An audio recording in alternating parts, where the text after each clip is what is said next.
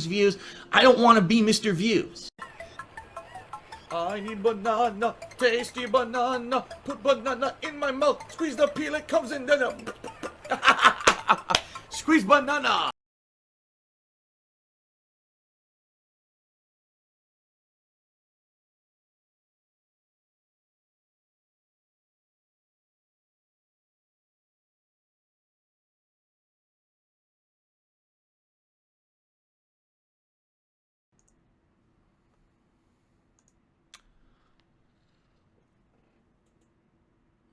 Hi. That's because he's a fucking Muppet, King. He's a Muppet. He's not human. He's a cartoon character. Look at him. His shirt looks like it belongs in a cartoon. I hope that you had a good day away yesterday on Monday. Monday. Weird. I didn't even know this morning that today was Tuesday. I woke up. I was completely out of sorts. I was looking around. I was like, where am I? Who am I? What's going on? What is this? Is today still Christmas morning? Have I missed it? And I looked outside and there was a child outside in the street. And I said, hello, young man. Hello, little youngster out there. And he said, oh, yes, sir. Oh, yes, Mr. Bonnell. What is it, Mr. Bonnell? And I said, is it still Christmas morning? And the child looked up and he said to me, Mr. Bonnell, it's fucking January, you fucking idiot. Oh, I did miss it. Okay.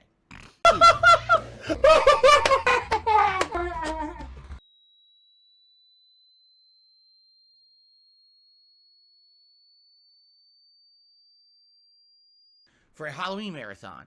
This was the second time people had voted it into a marathon event. And I actually kind of liked that. I was like, oh, this game kind of has a unique charm to it.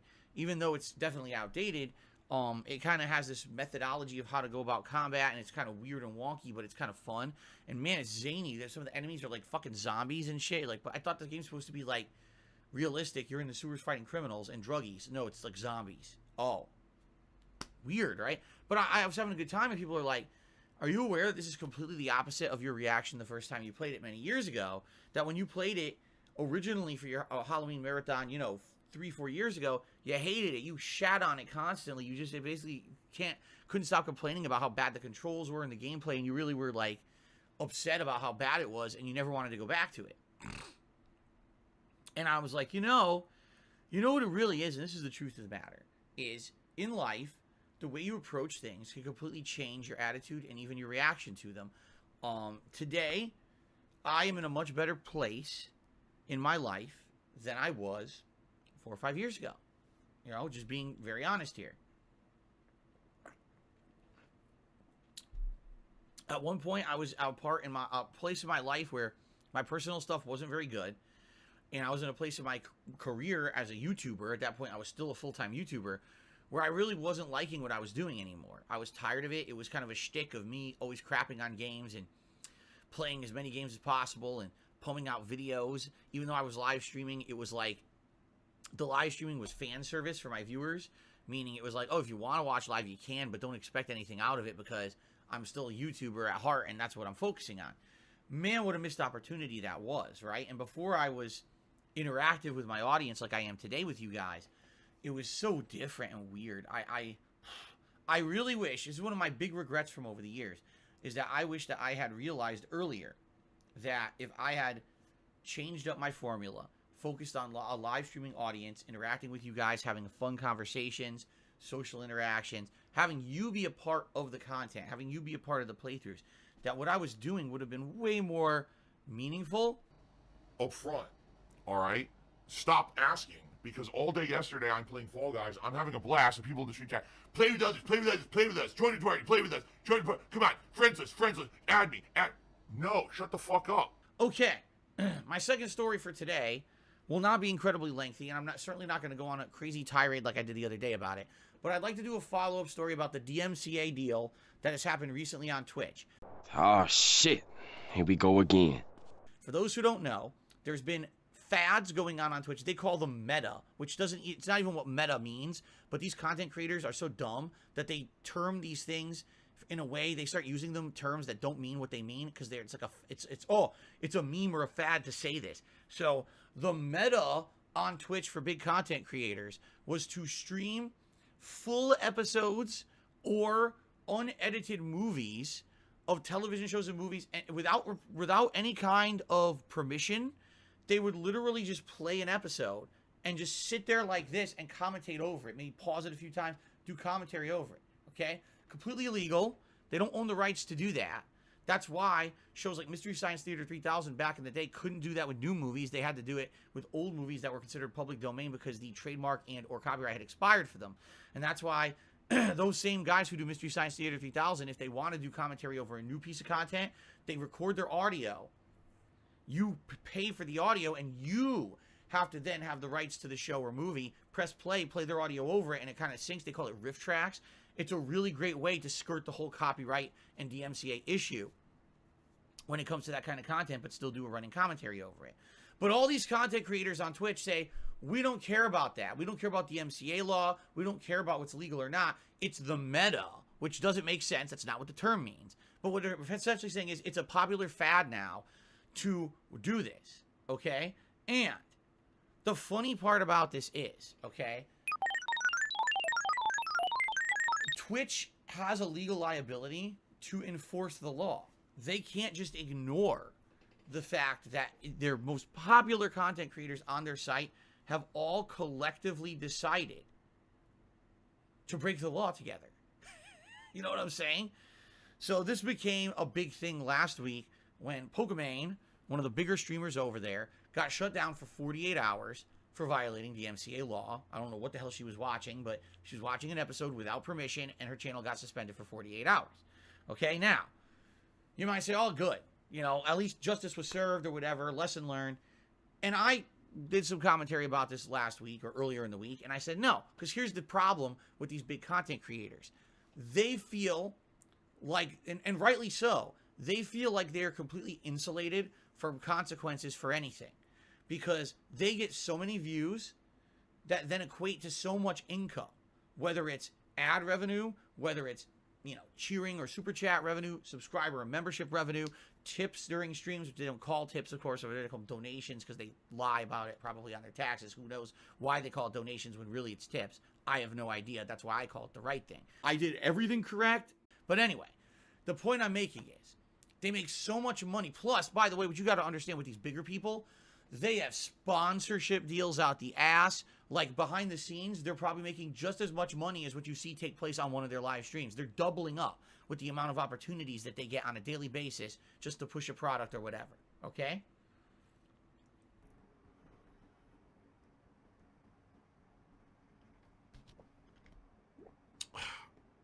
Man, whew, this pure grain alcohol is really strong. I love it.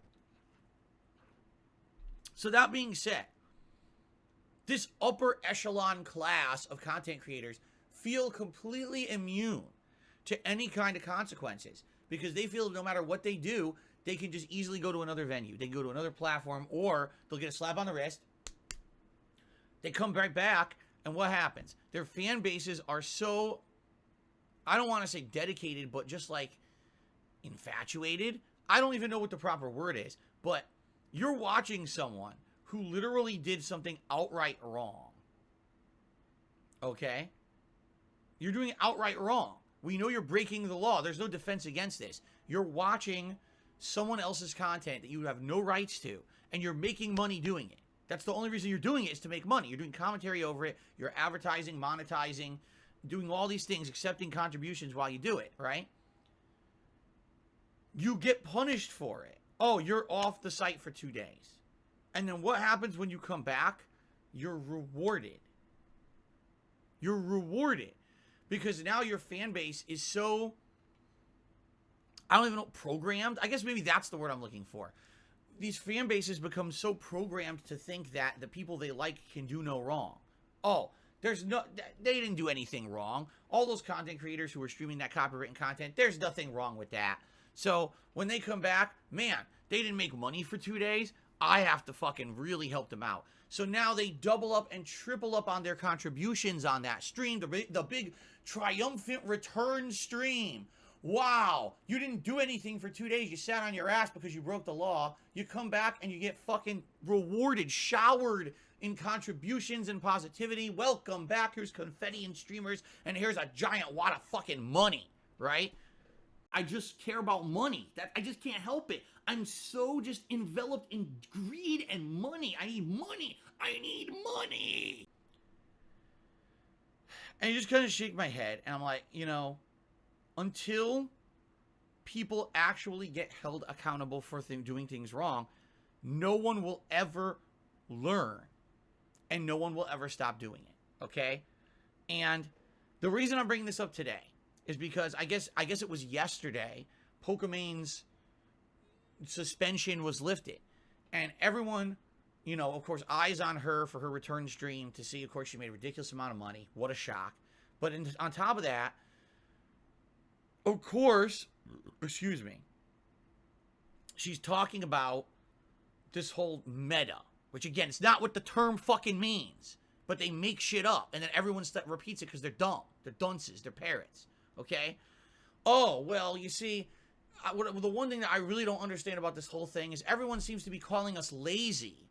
Everyone is saying it's lazy content for us to just sit here and commentate over copywritten content, okay? But what people don't understand is that these people who are at the top of the streaming game, these aren't lazy people. They didn't get there by being lazy. Take a look at this guy who used to be a pro player in a gaming community and then turned it into a very lucrative streaming career. Reactionary is wrong. React content is the laziest fucking content you can put out on the internet. Like 100 fucking %. There is zero effort put into it. You're not doing research on the shows or movies you're watching. You're just watching them straight up and just immediately reacting and saying something. That's it. There's absolutely no fucking effort put into that at all. And there is no way that any of those content creators can defend that. I think the reason that they do it is because, let's say there's a day going on, wow, there's going to be a big game trailer today. There's going to be a movie trailer. E3 is coming up. Oh, the Summer Games Fest or the Game Awards. I'm going to watch and live react to it. Literally, you do nothing of any work effort. You get paid. It's a free fucking paycheck to just sit there and go, pause, say 1-2 words, unpause, and, literally, there's nothing to it at all, okay? And anyone could do it, and the reason that they get away with it is because they're big. People would watch these people do anything. If, Pokemon picked her fucking nose for 2 hours on stream, people would fucking watch it and love it and send her money, right? If this guy XQC took a big diarrhea stinky dump in his toilet and made loud noises through his house and live streamed it, it would probably be the top rated thing he ever did.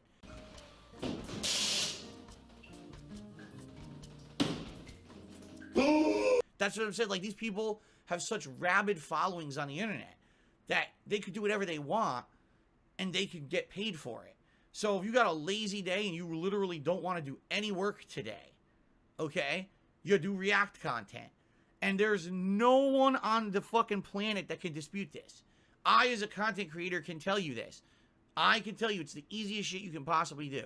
When I do a retrospective event, I love it because it's fun because we get to go down memory lane, but there is almost no work involved besides setting up the stream and pressing play and going through the clips, playing the clips. There's no fucking work involved there, man. It's easy mode shit.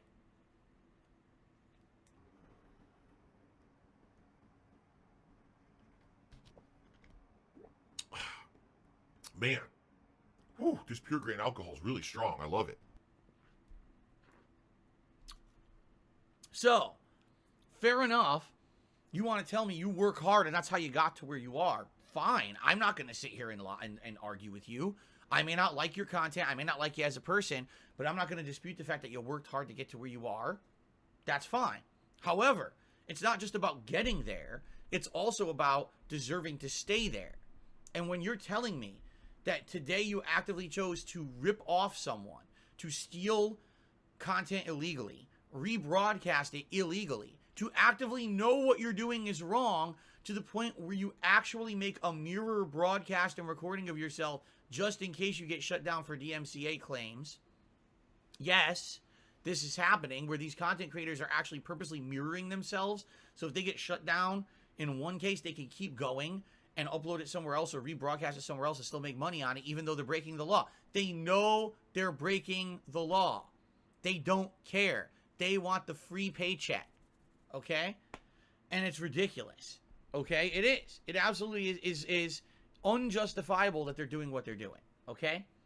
So, Pokimane gets suspended for 2 days, comes back to a celebratory stream event, showered in praise from her viewership, showered in donations and everything, right? Oh my God, like nothing ever went wrong.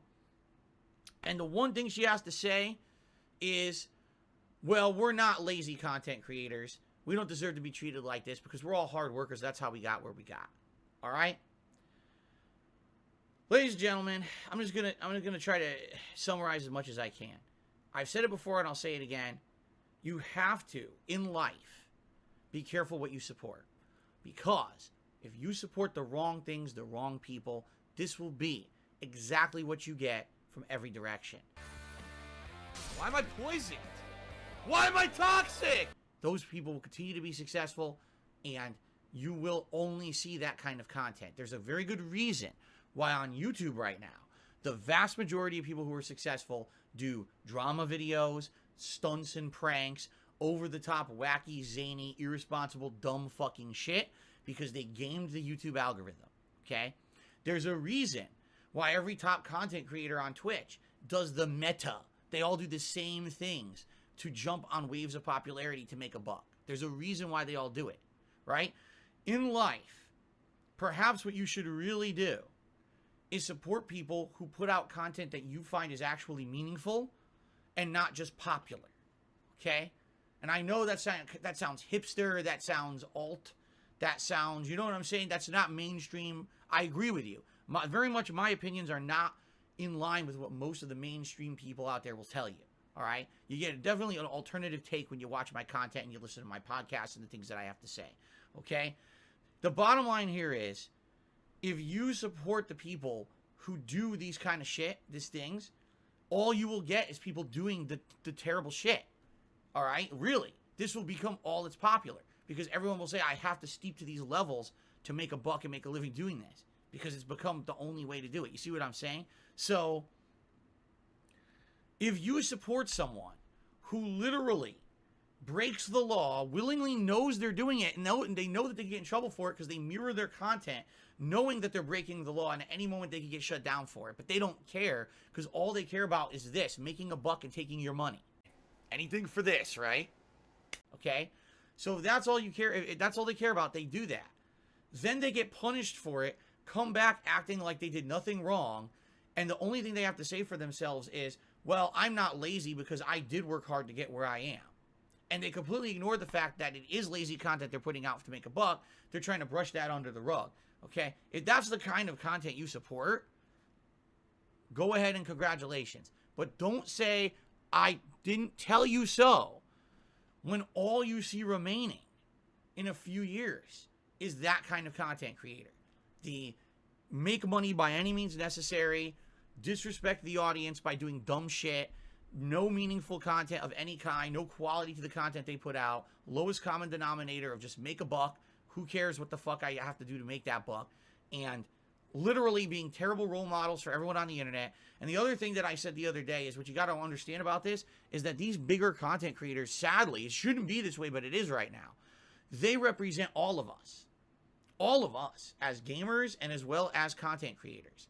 So when they do something wrong because they're the bigger people who have more visibility than us, we're the ones who end up getting the short end of the stick. Who fucking cares?